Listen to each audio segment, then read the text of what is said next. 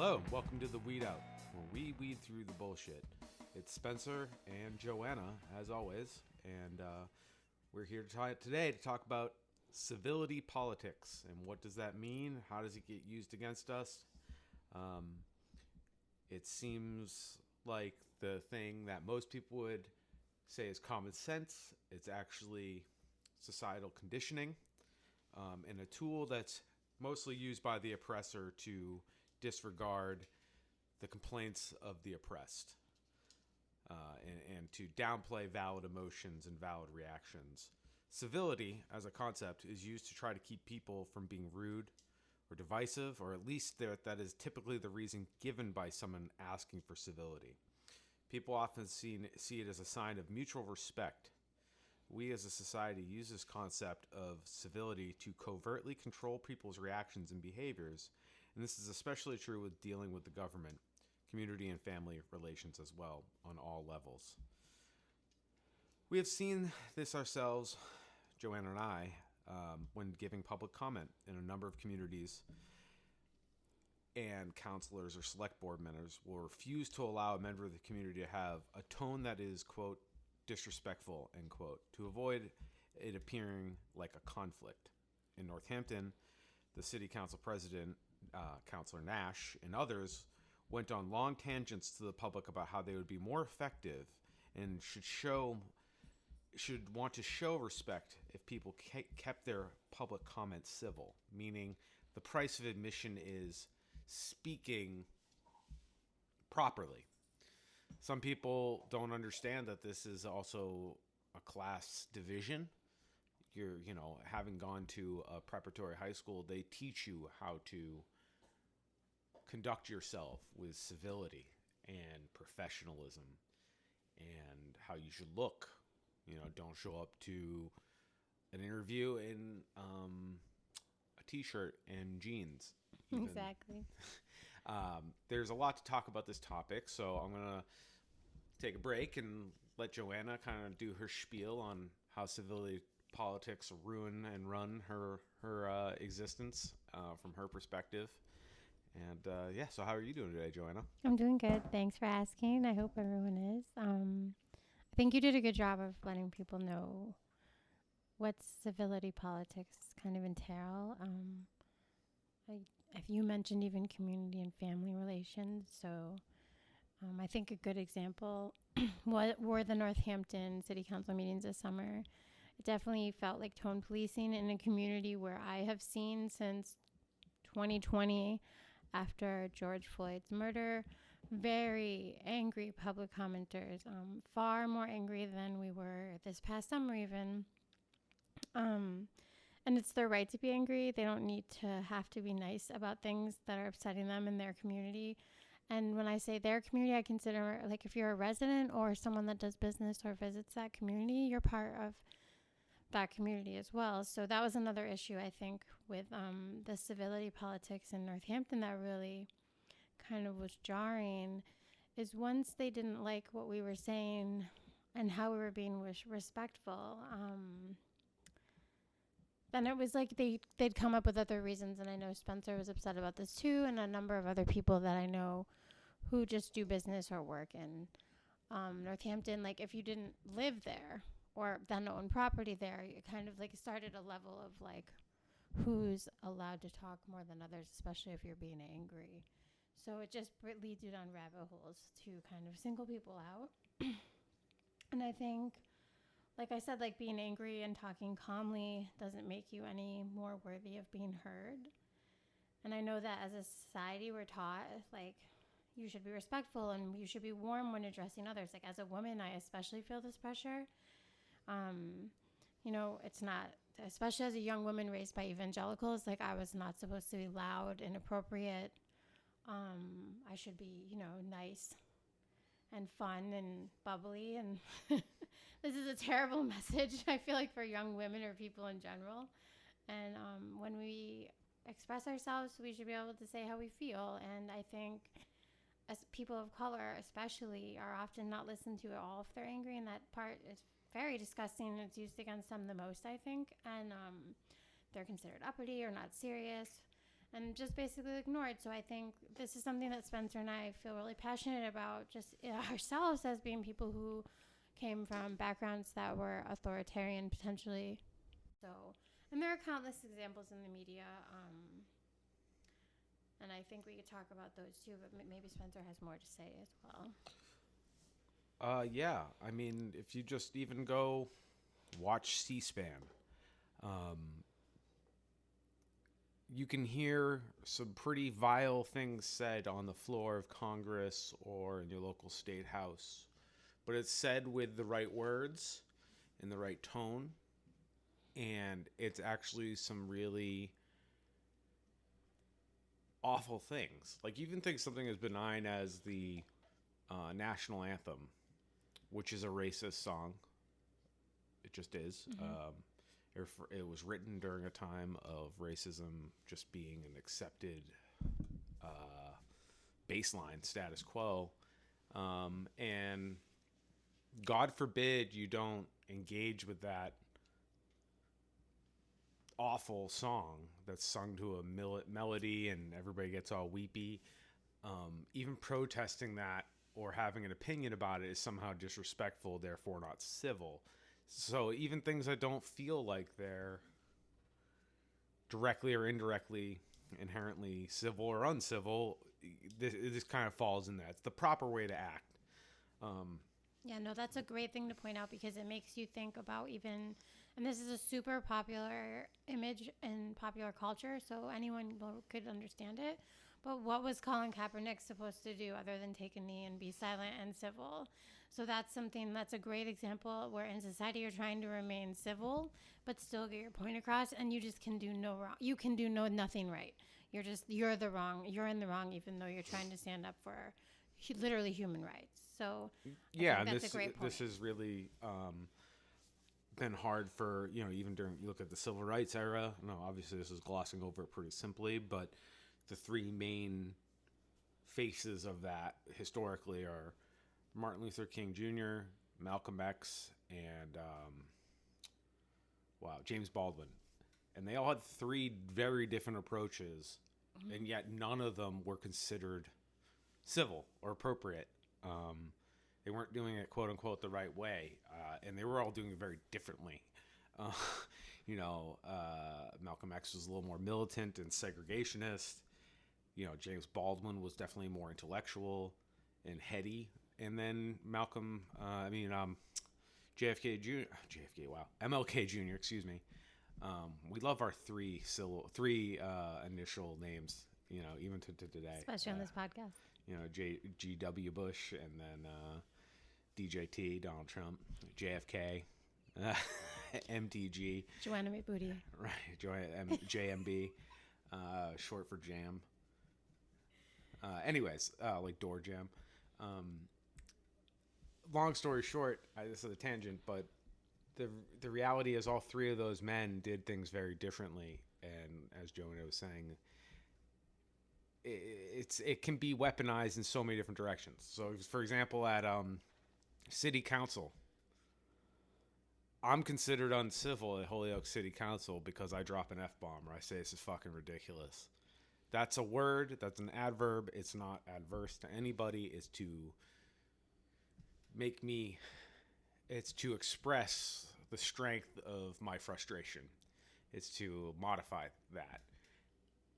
And then in the same conversation, dehumanizing language like users, referring to the houseless population with drug addiction. I don't see them as actively doing something awful. I see people with a medical issue of addiction and sickness, and not in the way that Adolf Hitler was describing sickness. I mean, truly, like, these people need help, and they're not. Yes, everybody's responsible for their life, but to say the word user is to imply guilt. They're doing this on purpose, junkie. Like they want to be here in this situation. And that's the civil way of saying it, apparently. That's what the chief of police says, Chief Pratt. That's what he refers to them as. very casually. It's no different than calling them he, her, Mrs., Mister, Miss, um, and that's a very dehumanizing word. So that's quote unquote civil. So civility politics is really whoever is in power is the one deciding what's the acceptable terms, what's the acceptable topics of conversation. You know, you bring up race or gender or anything, and then they say you're a social justice warrior. They're trying to disarm you and get the argument about something else than the actual issue at hand. And that's the tool. It's just another term of civility politics. Is most recently the Queen of England has passed on, and she lived a nice long age with her great health care, subsidized by her tax-paying subordinates. And anybody points out that, yeah, okay, she was a philanthropist, but philanthropy is a tool of capitalism, and that money is inefficiently spent. So even her good qualities is fundamentally flawed as a system. But you point out the fact that, listen, no good monarch is still a monarch. If you're a good person, you would have abdicated that and you would have dissolved the monarchy and given the land back to the people. So she's not a good person. She's still a colonizer. She's still benefiting from the colonizing. But God forbid, it's too soon. You know, we can't have discussions too soon. It's like after every school shooting. Thoughts and prayers, we can't talk politics now. No, we have to talk politics. We have to talk policy. And the reality is, using your emotions, using your eyes, ears, and your defense mechanisms can be weaponized against you in civility politics. And one way to fight it is to understand what's happening, when it's happening, and to call it out and say, no, you're trying to distract from this issue, and you know, you need to redirect the conversation. It's like dealing with a toddler. You know, I mean, look at the former commander-in-chief, Donald Trump. I mean, this guy is the king of uncivil civility politics. Well, what about this, that? Move the target, change the conversation, change the issue about how you're saying it and how mean you are.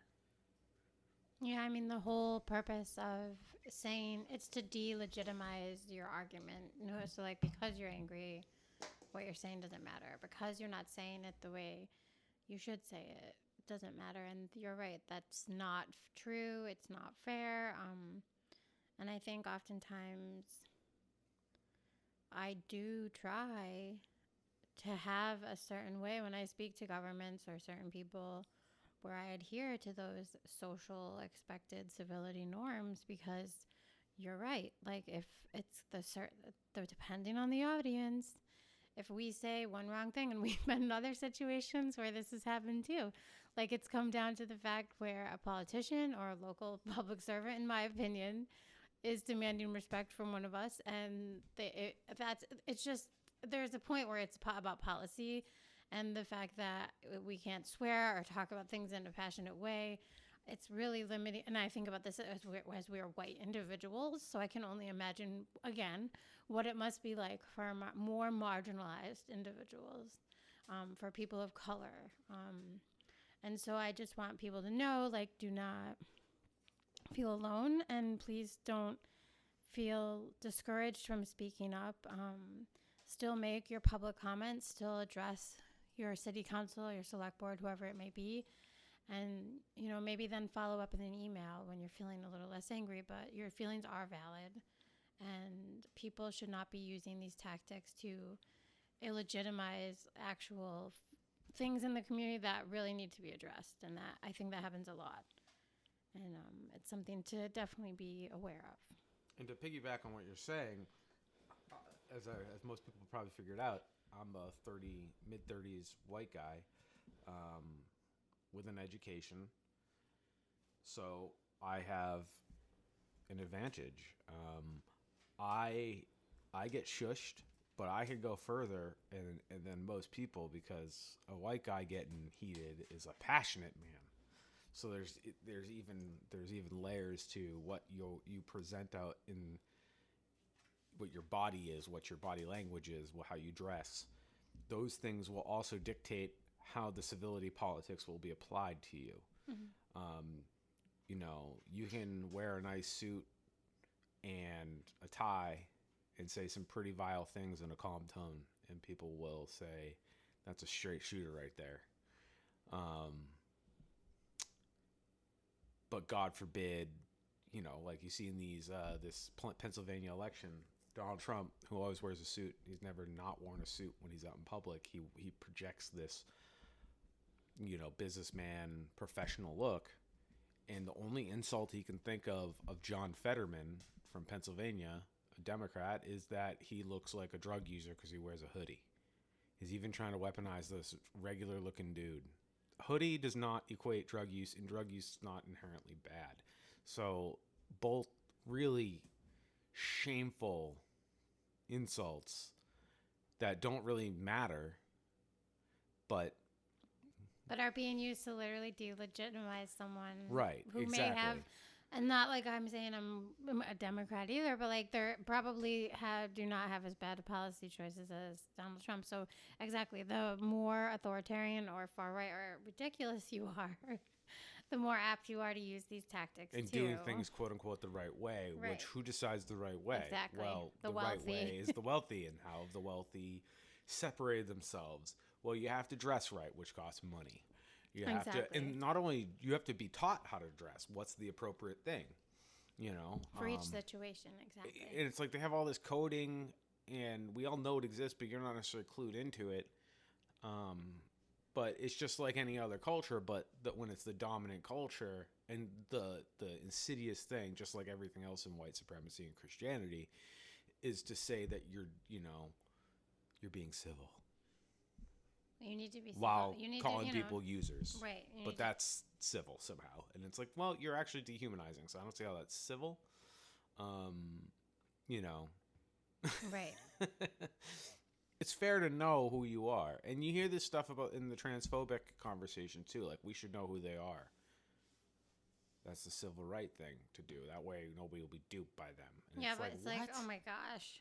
Do you need literally everything spelled out for you? And that's kind of, this is my, I'm trying to understand what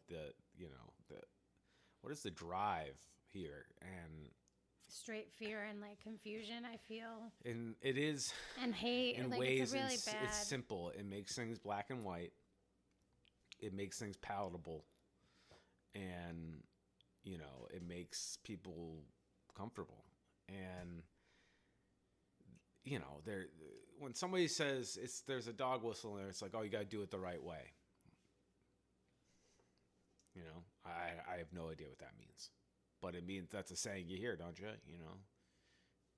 You're not doing it the right way. You're getting too uppity with the counselors, and you're. Oh yeah, I told you my it's mom not even their joked. fault. They're listening to the constituents, and it's like, well, then I'm mad at the constituents. Like I don't know. Like it's like, okay, cool. Well, they represent the constituents, so I'm getting mad at the constituents through them. Deal with it. It's just a tactic, though. Literally, and we both have many times multiple city councils don't love our approaches. I'm honestly a little bit more sweet than you, but I'll still say if I'm upset, and I really focus on the last summer. They are all public record. People could watch them. The Northampton City Council just going on and on about how they need people to be respectful and talk to them nicely. It's just that alone, just move on. If you've upset your community enough that they feel like they need to chime in during public comment, which is legal, and tell you where to go. Whether it's inappropriate or not. Sorry if you don't like that. To go shove it up your ass. Yeah, welcome to America, bitch. This is their time. You're literally, you do not get to dictate that time. And I just think it's sick that people need to hear, if your people are upset, I'm sorry. I know it's difficult to hear when someone's upset. I also don't love conflict. But if I was in a position, I work in a position now where I have to hear if someone's upset about something. Mm-hmm. And if I don't feel that they're being civil, I don't get to just stop them and tell them not to talk to me that way too. Yeah, so it's definitely a power thing as well.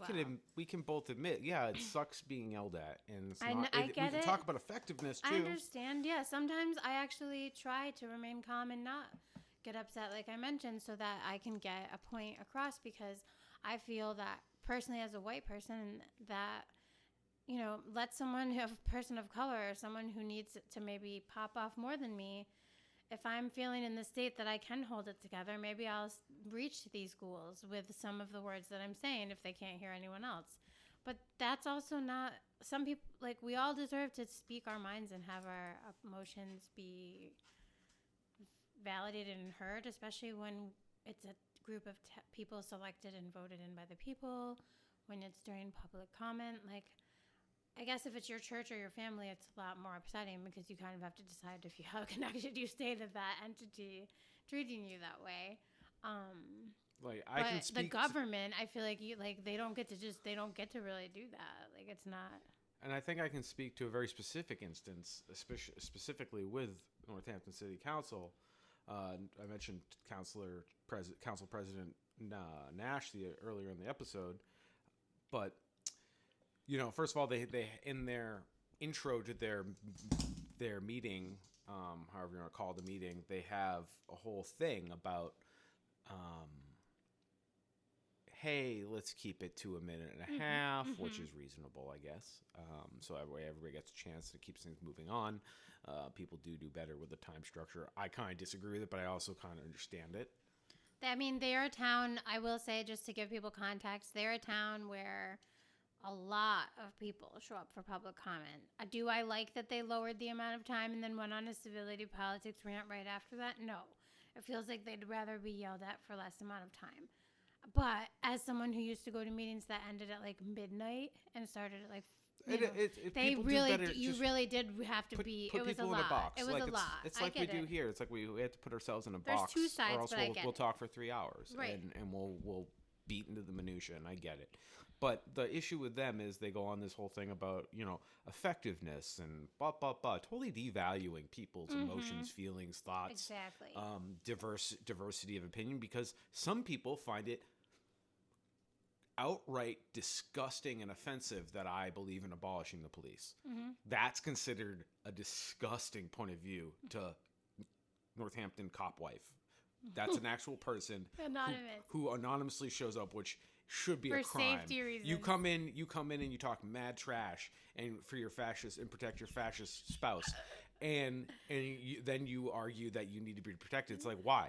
Your cop husband has a gun in your home with you. Like, you're not unsafe. These people are unreal. And they miss the point. They project so much. I don't care if listen, you can have your fascist views and you can say them as loud and proud as you want. I'm not one of those people that's going to say, oh, you should be gagged. I believe in the First Amendment and concepts like this, even with people I vehemently disagree with, even if they're dehumanizing. Go ahead. Tell us who you are. Please. You're doing me a favor. Like, you're just doing me a favor. You're doing the world a favor. You're being honest. And no, you're right. The point you made, though, is that they're usually the wife cops are usually anonymous, which is frustrating but they would always cut us off for being uncivil, I think. And they're over there saying crazy. Yeah, but I have to give my name in my town. So it's interesting.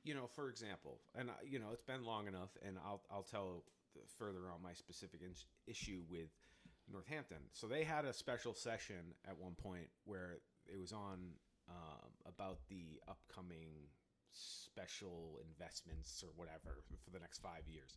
So one of the things was cop cars, investing in a whole new fleet.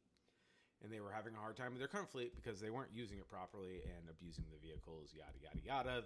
Typical mismanagement, and yet they wanted another couple mil to replace their whole fleet over the next 5 years. I think they should be walking on the beat more if they're going to exist. But again, I'll go into the minutia about what I think about that at some other episode. But basically, prior to this, there was an op-ed written by Counselor Garrick Perry, who I know personally through some very close friends of mine.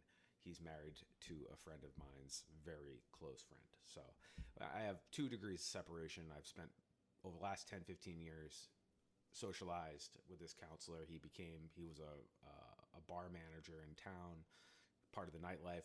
I'm in food service. We're on good terms, right? So I think this guy's cool.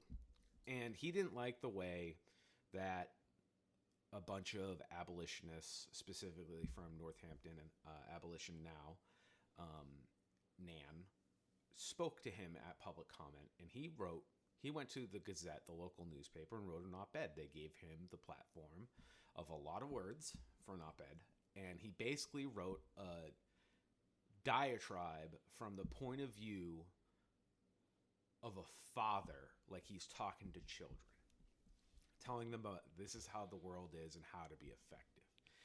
And unfortunately, I do have to bring up race here, as he is a black man, which his experience is very valid, just like anybody else's. But he weaponized his point of view, saying, if anybody would know, it's me. Meanwhile, he's talking to a group of people in Northampton Abolition Now, which is a very diverse group.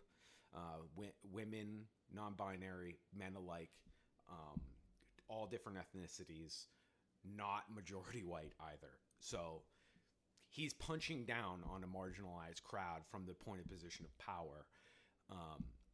And I was absolutely floored. I was ashamed to say I thought this guy would do a good job. Like, I can't believe right out the gate he's swinging at people I agree with but not affiliated with officially. So at this meeting where there was a special project, they didn't have a time limit to talk. So I went off. And I talked about investing in the police because Northampton had pledged to defund the police and start working on an action plan. This new council with Garrick being a rookie on the council, a new guy. So he has come out the gate talking down to people I respect and agree with. Totally misunderstanding white supremacy. Totally misunderstanding abolition. Totally misunderstanding the prison industrial complex while carrying water for the chief of police and their budget. And telling us we're the stupid ones. We need to sit down and let the adults handle things. And this is how things will get done. And I don't have to listen to people that I find are disrespectful to me. I'm paraphrasing his op-ed. You can go look for it. It's on the Gazette's website. You can make your decision if you feel like it's condescending. If you're coming from the point of view of an abolitionist, you can tell this person's never done one day of research, never done one day of empathizing with this point of view. Clearly didn't understand. He just thinks we get off on this. Like we love being, abolitionists just like being divisive. And that's actually not true. The goal is a peaceful harmony, new solutions, buzzword, buzzword, buzzword. And the reality is this guy talked a lot of trash. Yeah, I mean... And I let him have it. And the whole council. It wasn't just him, but I brought up his op-ed. And I would say it all again. Did I go off the handle? Absolutely. But I would do it again. Nothing I said is something I don't 1,000% believe. Fast forward a couple months later, my good friend, the people that are connected, heard the story through his spouse. So they didn't even see the source material. They didn't really consider my point of view. They never even talked to me. And they came out the gate talking to me about how I should be talking and conducting myself and talking about effectiveness and how I can't talk to a black man that way. Well, first of all, that black man is in a position of power. He's still a man. And I'm another man telling him, you're talking down to us like we're in your school pod, like we're not your children.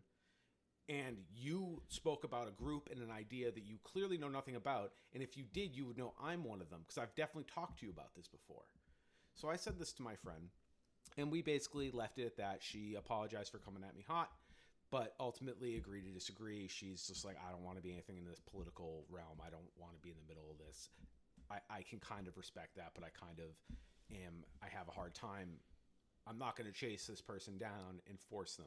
If they want to listen to this podcast, they want to call me and pick my brain, or they want to hear my thoughts on it, they're more than welcome to. That door will never be closed. But the reality is this civility politics has created an environment where there's an equivalency. Because you're avidly anti-fascist or anti-prison or anti-cop is somehow you're just as bad as the cops beating black people in the street. It's not the same. They're not equivalent. And this is the danger of civility politics and how it affects my life. I'm not friends with these people actively. I love them, but they stopped texting. I got the message. They don't want to talk, and that's okay. But this is how civility politics, because they're mad that I got mad. Right. They're not mad about what I'm mad about. Right. They're not even thinking about it. They don't even care. They're not even going to look. They're not going to read a book about abolition. They're not even going to read a thing. You see, my dog is getting upset. JJ is upset too now. My dog JJ decided to join the podcast today. We thought we'd give it a try. He's always welcome. but he's my emotional support dog that does the exact wrong thing at the wrong time every time. Anyways, civility politics is, it's a weapon that gets wielded, and it's really unfortunate. And luckily, I have lovely people around me who can also bridge the gap and do some explaining so that the emotions are taken out of it. But again, this is extra work we have to do because of these made up civility politics rules. And I believe firmly, and I'm going to speak my piece, but I'm not going to chase you down. I'm not going to beat it over your head, because that would be uncivil. But that doesn't mean I'm not going to speak my truth and speak truth to power and not take a day off. Like, there's no taking a day off. I don't want to talk about prison abolition. There's days I'm not like actively stressing about it, because you need joy and you need breaks. But, if it comes up, like, I can't believe this person did that. It's like, yeah, I know. Isn't that crazy that, this is the outcome our system gives us? Like, I know that's a really vague example, but that's how I feel sometimes. It's like you could always, within 3 steps of a conversation, it's like the game of Kevin Bacon. You could bring it back to prison abolition if you really wanted to. I know. If someone asked me my interest, I might even just say abolishing prison, sadly. So that's where it could end up even. And that's why you make a good point, though, that if people... When is the right time? Well, people? When's the right time? Well, and your point about community and family, losing friends potentially just because they don't like that we're angry about something that they may not understand about.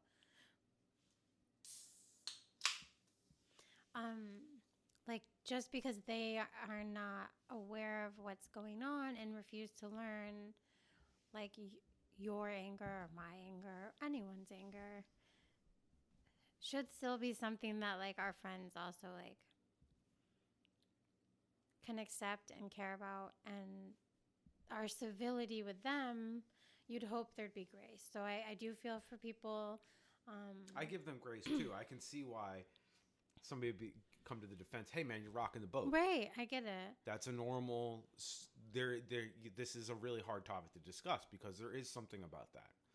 There is something to the don't rock the boat, and well, it's programmed into us, so that's why we're going to say that but too. But it is human pack thinking to try to equalize. Well, we want community, we want connections. I mean, we want, you don't want even to get along with each other.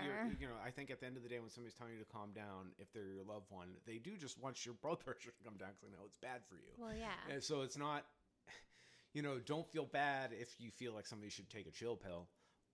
But it's a matter of how it's like when you're training a dog. I mean, not to compare humans to dogs, but you have to work with that person. You have to, okay, why does this get them so animated? Why does this get them so upset? Yes, and people that care about us eventually should think about that. So I think, our message really is don't, I guess, let it get you down if you're feeling like you have to be civil all the time. You do not have to be. And not only not get you down. I mean, the reality is, no matter what way you do it. For example, there was I'm gonna have weed head brain, but there was Tommy Lauren, the right wing propagandist, internet personality, beautiful blonde Barbie, Kayleigh McEnany wannabe. She was supposed to be speaking. I want to say it was Arizona State University or some university out west, and basically she got shouted out. She got shouted down. These people were not being civil. Right. Okay, they weren't being civil. She had to basically bail from her speaking engagement at this university, and she was very upset and went on a tirade afterwards. So it doesn't matter which way you do it, civil, uncivil. The oppressor, the awful people, will always make themselves the victim. Exactly. May as well be aggressive. They don't know what to do when you're aggressive. Because otherwise she got to speak, and her speeches are discussing basically white supremacist rants that shouldn't be allowed in a progressive Build campus. the wall, But the students fund those colleges too. So for the majority of your student body is angry, why are you letting this happen? So I will share on the website, theweedout.com, www.theweedout.com, a number of instances where Spencer is highlighting a great example of people who horrible fascists, and I would consider them almost neo-Nazis, like very not okay individuals. Ben Shapiro, Tommy Loren, Milo Yiannopoulos, they are, and people, the campuses didn't want them there eventually. It was a small group that would, get them on there. And you're right, if they didn't, because the students didn't act civilly, they're the ones that are considered horrible. And if they wrote essays and did it quote unquote the right way, went through the channels, people would have said, you know what they would have meant? Listen, just let them have their moment. They would have been talked down. Mm-hmm. No, fuck this person. Like, you don't debate fascists or give them a platform. Or oppressors. We don't have to call them fascists. Right, just people fair. that think that hierarchy is inherent in human nature. And just because they're saying nice, horrible things, in calm words, in calm ways. It's almost like it's like when bigotry, racism, and xenophobia have synergy. Yeah, that's it's just civility horrible. politics. So I think it's just really good to be aware of and consider, especially when you're dealing with the government, but even like we've pointed out, like individuals close to you in your life, or it's civility. Civility politics is a form of cronyism. That's really what it is at the end of the day, and that's the way we have to look at it. Right. And think about and then it's the new way of saying is when you're being a wokeist. I don't really know how to tie this together, but I guess what I'm getting at is like, no matter what you do it genuinely not genuinely, disingenuously. Thank you, Spencer, for your slow brain. But no matter what you do, if you're speaking to power structures, they're gonna find a way, right, to delegitimize. You can literally, it's a tale as old as time. This is the dance. Your employer. Look at quiet quitting. Beauty and the Beast, right. Literally. Right. Like, it's just tells all the time, it's a and way you're to talk so you right. out of your anger or out of your valid emotion or your valid point of view, and to rationalize and legitimize really fucked up points of view.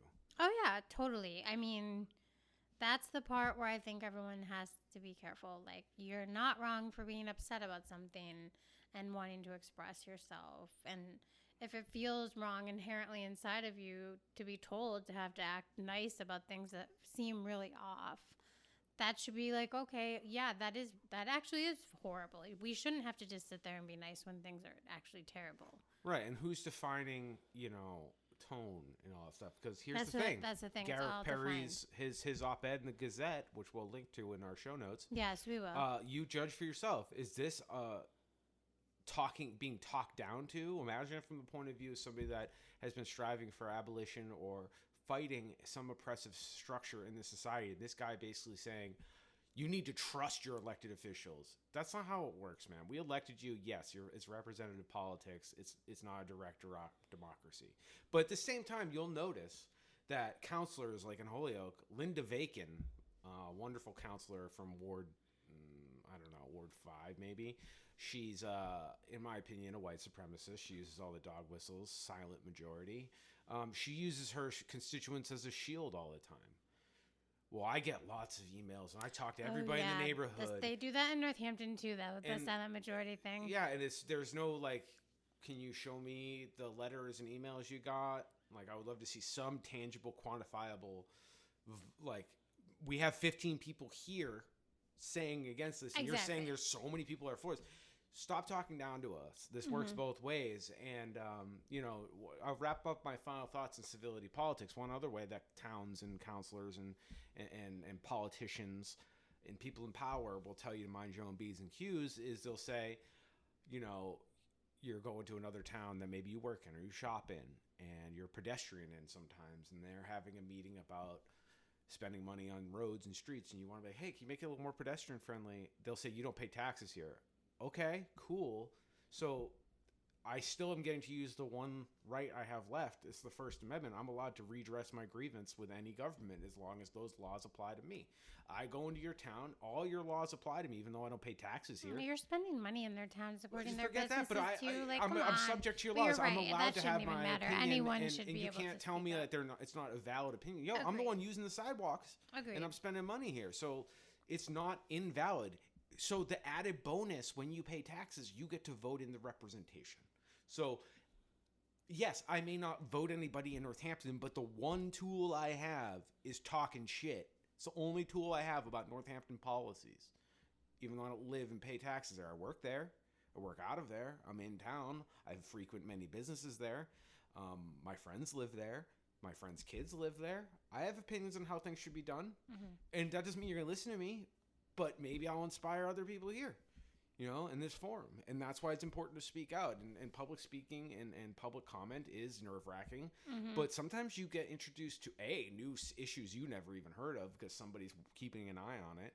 Like there are things in a friend of ours, Owen, and the founding member of the Workers' Party in Western Mass. He, clued me into the shot spotter thing in Holyoke because he lives in Holyoke, and he kind of clued me into the more minute details because it's not being covered in mainstream media, and that's okay. But this is why him talking in public comment, then I reached out to him. I was like, oh shoot. Can you give me more information about them? Right. You can meet neighbors that may have similar values, which is important. And you can also know who to stay away from. Exactly. There's some neighbors on my street. I'm kind of glad they put out their crazy religious signs. I'm not going to bother you because, you're pro-life until birth, because you also have a Blue Lives Matter sticker on your car, but you're pro-life. It's very bizarre to me. You're cool with them killing people, but you're not cool with abortions. All right. Oh, man. And then somehow I'm being uncivil for bringing up the A word, abortion. Yeah. It's pro-choice. I didn't even know that was like a thing as a person who can have, That's some 90s as a person who could have been pregnant. Political correctness is the cousin of civility weird. politics, That's is it just not? so weird to me. And political correctness in a way is kind of like today's woke. Like when people say, "Oh, you're being PC, you're being politically correct," is used as a negative thing. Yes, Whereas political correctness, kind of on its face, is a version of civility. Is civility yes, politics. It really is. They're African American. You can describe they're a black skinned person. That's not. You don't know if they're African American. You're assuming they're African just because they're black. That's not less offensive. It's more offensive when you describe every black person as an African American. Mm-hmm. When some of them don't identify as that. It's up to them to define that. So that's where PC can go wrong, where, and civility politics can actually end up being offensive. Exactly. So it's fool's gold. You can end up offending people trying to be civil, is my point. And because it's not made with regard to what the wishes of the affected are. It's made because white supremacy relies on strict rules. Yeah, well, the oppressor still remains on top. Then you need strict rules. That's really the end of the day. These people are closeted S&M people, and they need to just let it loose, and they need to get somebody to tell them the rules and just keep it in their house or their safe space. And I mean that as legitimately as possible. Go work out your kinks somewhere else. That's I don't understand why we're working it out at city council. There's people dying in the street, and you're talking about you're mad that I dropped an F-bomb. I agreed that it's absurd, and that's why we're here today talking about it. So this is the part of the episode where we're going to be wrapping up. Just a reminder, check out our website. We put all our, facts that we've spouted off here, so that there's a way to fact check us. But if you just type out the weedout, there's the same avatar in everyone. So on Twitter, we're the weedout. I think on Instagram and Twitch, I think it's the weedout 413.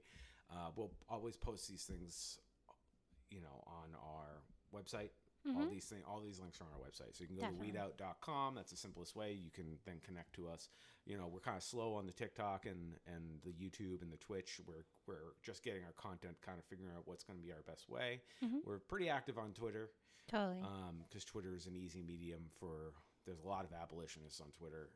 I've been on Twitter a long time, which is a great platform. But Twitter, just like all of them, is a cesspool. But there are good pockets. There's good pockets on TikTok. Agreed. I just like social media. It's just a personally. different medium. Joanna and I are both more wordy people, so we are a little more familiar, I would say. But keep a lookout for all our social media stuff. Share it with your friends. If you can't remember any of it, just remember it's the Weedout, and you just tell them to go to theweedout.com. Everything is there. They don't even need a podcast player. We can play straight from the website. But, we're working on getting on Apple. We're currently on a number of platforms. Google, Podbean, iHeartRadio, and a couple more. But yeah, check us out, theweedout.com. And we were going to talk a little bit about local news before we fully wrap it up, because Spencer and I have been writing for the shoestring.org, a local online publication now for, I don't know, this summer. Since the beginning of the summer, maybe. Yeah, we'll be putting our third article out tomorrow. So roughly one a month since we started helping them out. Yeah, and they're great. They're independent journalists. They report about this community, Western Mass. Please give them a follow at theshoestring.org. Support them if you can. Join their mailing list as well. And they're pretty active on Twitter, but they're also and on Instagram. Facebook. Yep. They do a fun little thing where a couple years ago, they did trading cards of all the corrupt police officers in Northampton. That was fun. They had a whole series. That was fun. So they're firmly they're definitely a more straightforward journalism, but they have I would say an abolitionist bent. They do shoot it straight down the middle, but they definitely spend more time covering stories about corruption in local government and focusing on local issues that people can wrap their heads around. Since we don't really have anything, even the Gazette just laid off basically their whole staff. Like right. We lost a really good investigative journalist, Dusty Christensen. He's right. now a freelance writer or something. Not sure. We can look that up and post it. I think he published something on the Globe, but can't really buy the Globe either. I mean, they're in the bag for the police unions, and it sucks. I mean, steal their articles. I recommend if somebody will gift you articles to the Globe or the Washington Post, definitely read them, because there is some good stuff there, but there's a lot of garbage that is laundered propaganda, and it's actually quite alarming. Yeah, so that's why so online publications like the shoestring.org are using local individuals and journalists, local journalists, independent journalists. White dudes that went to Ivy League schools. It's a very diverse. They pull from a diverse crowd of writers. Yeah, and our most recent article is focused on the reinstatement of the police chief Haig in Greenfield, Mass. So there's a lot going on with that in general.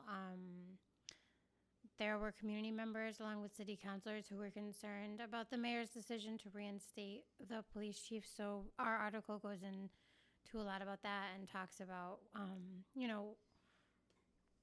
a little bit about the community groups and what they're doing. Chief Haig had been on leave since the beginning of May. So that leave followed a verdict finding him and the city of Greenfield liable for racial discrimination against another police officer, Officer Patrick Buchanan, in a civil suit. So our article actually just touches mostly on the mayor deciding to reinstate the chief, talks a little bit about an internal investigation that they had going on in Greenfield and what that entailed. And then we mentioned the community group, the People's Budget of Greenfield, because they really reached out and gave us some information, just like what's going on with the community members in town. So if you're a community member in Greenfield and you'd like to get in touch with the People's Budget, it's peoplesbudgetgreenfield.com, and we'll put that on our website. And please know if you're in the Greenfield area or you just want to zoom in from another town, there's a city council meeting this Wednesday at 6 p.m. And you can access that at greenfield-mass.gov. Again, I'll post that on our website. But it's just interesting to hear more about the reinstatement of Chief Haig. And I hear from after writing this article that there will be a good number, I think, of community members maybe making public comment, some uncivil, some not civil, depending on their feelings. And I think that kind of leads us into our good news, for us, this is good news, but 50 residents had showed up for a standout that they did, that community members did once this reinstatement went basically online, and that was the first week of September. So community organizers, about 50 residents, went and stood at City Hall and gathered to make their voices heard on September 8th. And they're going to do so again at this next city council meeting. So like we said, it's important for us to use our right to public comment and to speak up when we think things are going wrong in our community. So for me, it's really good news to see that my neighbors in Greenfield are working really hard on something, even though it might be difficult talking to your neighbors or talking about these issues. It seems like a lot of people are working together in a nice way, and they have some nice community groups, so that's kind of awesome. And to piggyback on that and to tie it into civility politics, something I consider really good news and worth following. We'll tag this person's profiles on Facebook and such. He's a counselor for Holyoke City of Holyoke in Massachusetts. His name's Jose Maldonado. He's an abolitionist, and there was been some issues with police. I guess that's putting it lightly in Holyoke. Mm-hmm. But he said on Facebook recently, responding to an issue with Holyoke police that the community group was talking about, calling them a gang. No uncertain terms. He was very clear. Good for Jose. Very certain terms, rather. He was very clear, very full-chested, and he's since doubled down. And the only people upset, there's been a bunch of people showing support online, which was shocking to me. I figure most people who may agree with that would keep a low profile on Facebook because their neighbors might not react very well. But there's been an outpouring of support. He's been getting approached on the streets, according to him, that people are glad that he's speaking truth to power. He's doubled down on it. Awesome. And it's important. Like, it's scary. Yeah, it is. It's scary to stand up to these dudes. Go look at what the Sheriff Villanueva in LA is doing. He went after the Civilian Oversight Board because they're compiling evidence against him, covering up for murders in gangs within his department prior to an election. And he's literally using the power of the courts and the subpoena and the warrant process to terrorize appointed leaders, civilian leaders. So it's important when you see a local civilian leader call out the police, know what risk they are taking. They're taking very, very large risks when they do this. So we need to support them, even if that means shooting them an email, a text, being like, "Thank you." You don't have to go out in public and say it. You don't have to do it on a public forum, though. Kudos to you if you do. Right. I'll have you back. And just that's some good news. I'm proud to say he's a counselor. He's a young man. He's in his 30s. He's lived in this community much longer than I have. He's from here. And there's other great guys on the council, Izzy and Juan and Cocaine. All three of those people have been unbelievable to us. And I don't think they've been that outspoken, but they've been asking the right questions, and they're all newer to the city government system. They're younger people. They're in their late 30s, early 40s, all these people. Juan has the most experience, and he's still one of the less experienced people on the council because some of these people don't have real jobs. Anyways, good news is that they're speaking back, and they're pushing back in light of tough times. I mean, We've had 4 unaccounted for, well, they have charged 2 people, but there's been 4 murders in Holyoke over potentially some drugs or some money. And it's really unfortunate because we're trying to dissuade the city from investing in shot spotter technology. And it's really unfortunate timing, and the police will weaponize this. They will use this to get their little toys when that's not the reason for these crimes. 2 people have been arrested from Springfield. They're not even Holyoke residents. And this is the problem with, making drugs illegal or making any of these other things illegal. Then people have to take their disputes into their own hands. And then there's violence. And that's unfortunate, and it's really crappy. But then the police weaponize this.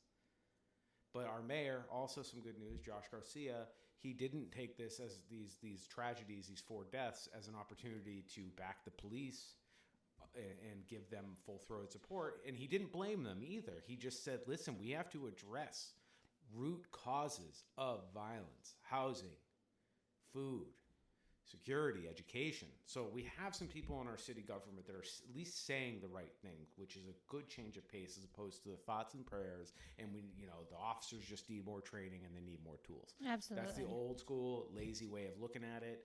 And, that's what, if you don't want to be divisive, you can just say it's lazy. It's lazy, it's hacked, it's unimaginative.